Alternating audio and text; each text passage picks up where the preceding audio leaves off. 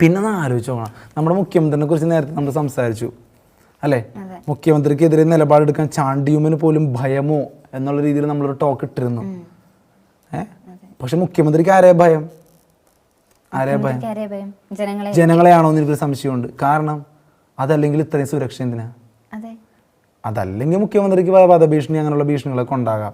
എന്നാലും അല്ല, എന്തായാലും ഉണ്ടാവും. മുഖ്യമന്ത്രി പിണറായി വിജയൻ ഒരുപാട് ഭീഷണികൾ ഉണ്ടെന്ന് തന്നെയാണ് സാധാരണഗതിയിൽ പറയപ്പെടുന്നത്. അതുകൊണ്ട് തന്നെ ആലോചിച്ച് നോക്കണം, സുരക്ഷയ്ക്ക് 525 പോലീസുകാർ. വളരെ പ്രസക്തമായൊരു ചോദ്യം. 525 പോലീസുകാരാണ് നിരത്തിൽ. ഒന്ന് ആലോചിച്ച് നോക്കണം, ഇത്രയും സെക്യൂരിറ്റി കിട്ടുന്ന ലോകത്തിലെ ആദ്യത്തെ മുഖ്യമന്ത്രി എന്ന് പിണറായി വിജയനെ പറഞ്ഞാലും അത്ഭുതമില്ല. ലോകത്തിലെ ആദ്യത്തെയും അവസാനത്തെയും കമ്മ്യൂണിസ്റ്റ് മുഖ്യമന്ത്രി എന്നുള്ളൊരു പേര് പിണറായി വിജയൻ ഇതിനു മുമ്പ് തന്നെ ഉണ്ടായിരുന്നു. അങ്ങനെ ആവാതിരിക്കട്ടെ എന്നാണോ നീ പറയുന്നത്? ആ ടോപ്പിക്കിലോട്ട് പോകണോ? വേണ്ടല്ലോ. അപ്പൊ നമുക്കിപ്പോ സുരക്ഷാ ടോപ്പിക്കിലേക്ക് പോവാം. മുഖ്യമന്ത്രിയുടെ സുരക്ഷയ്ക്ക് 525 പോലീസുകാർ നിരത്തിൽ. തിരുവനന്തപുരം. കൊല്ലം എഴുകോണിൽ നെടുവത്തൂരിലെ CPM ഏരിയ കമ്മിറ്റി ഓഫീസിൻ്റെയും ശാസ്താംകോട്ട ദേവസ്വം ബോർഡ് കോളേജ് വജ്ര ജൂബിലി ആഘോഷത്തിൻ്റെയും ഉദ്ഘാടനത്തിനായി എത്തിയ മുഖ്യമന്ത്രിക്ക് അദ്ദേഹത്തിൻ്റെ സുരക്ഷയ്ക്കായി നിയോഗിച്ചത് തിരുവനന്തപുരം റൂറൽ ജില്ലയിലെ മുഴുവൻ സ്റ്റേഷനിലെയും പോലീസുകാരെ.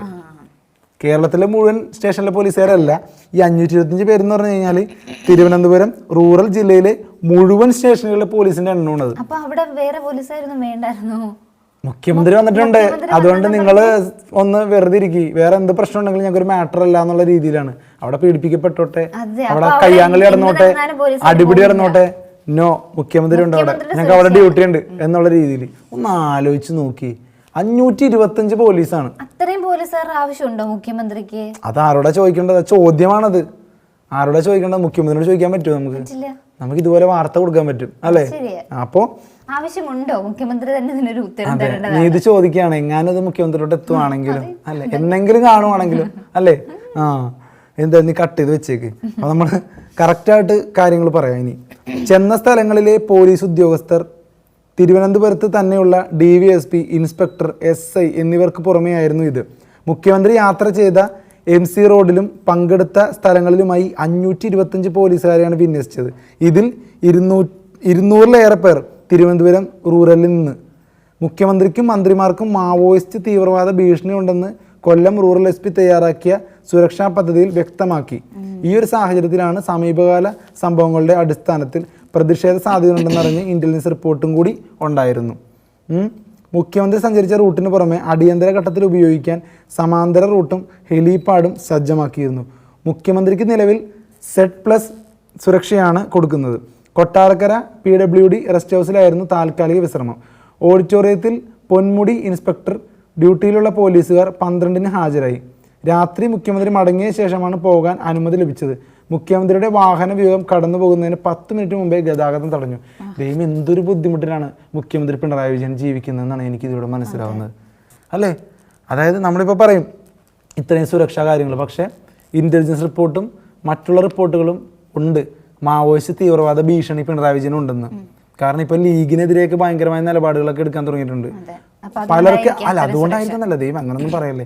ഞാൻ ജസ്റ്റ് ആ ഒരു സാധനം എടുത്തിട്ടത് വേറെ ഒന്നും കൊണ്ടല്ല. തീവ്രവാദ ഭീഷണി എന്നൊക്കെ പറയുമ്പോൾ മുസ്ലിങ്ങൾക്കിടയിലും ഒക്കെ ഒരു ഭയങ്കരമായൊരു നെഗറ്റിവിറ്റി പിണറായി വിജയന് വരുന്നുണ്ട്.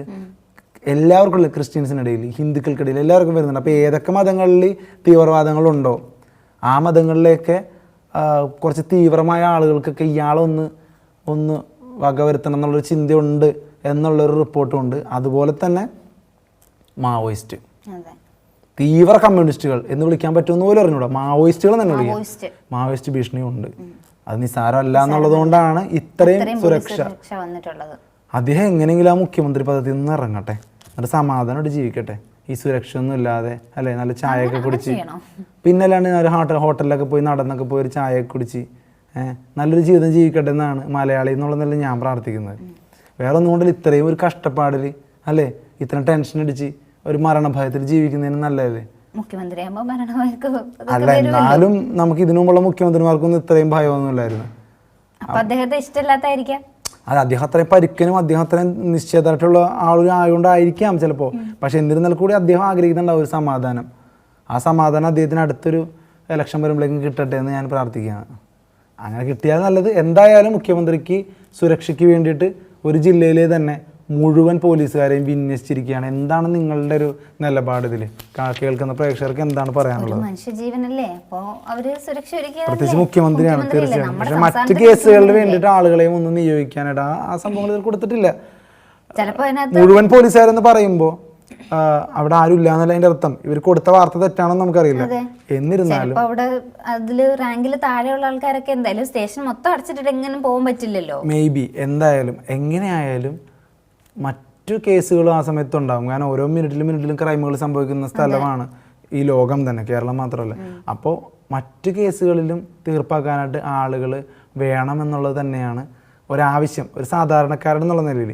നമ്മൾ ആക്ഷേപാസിയോട് പലതും പറയുമെങ്കിലും മുഖ്യമന്ത്രിക്ക് എല്ലാവരും കൂടി സുരക്ഷ ഒരുക്കുമ്പോൾ സാധാരണക്കാരുടെ സുരക്ഷയെ മറന്നു പോകരുത്. സാധാരണക്കാരുടെ സുരക്ഷയ്ക്ക് വേണ്ടിയിട്ടാണ് കൂടുതൽ മുഖ്യമന്ത്രിമാരെയൊക്കെ തിരഞ്ഞെടുക്കുന്നതും ജനപ്രതിനിധികളെ തിരഞ്ഞെടുക്കുന്നതൊക്കെ.